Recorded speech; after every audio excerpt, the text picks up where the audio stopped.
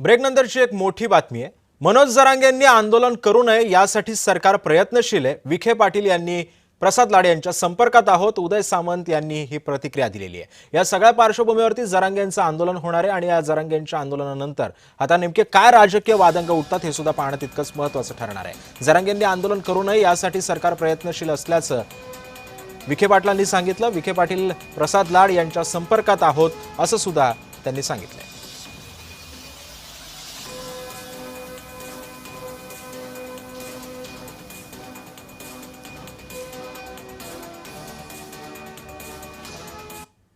समितीचे अध्यक्ष स्वतः माननीय विखे पाटील साहेब हे मनोजजींच्या संपर्कामध्ये आहेत। सन्माननीय प्रसाद लाड साहेब आमदार साहेब हे मनोजजींच्या संपर्कामध्ये आहेत। त्याच्यामुळं ज्या मागण्यांची पूर्तता करायची आहे ही या दोघांना देखील माहिती आहे। सरकार म्हणून जे विखे पाटील साहेबांनी दिलेलं त्यांना आश्वासन आहे हे पूर्ण करण्याची जबाबदारी देखील उपसमितीची आहे।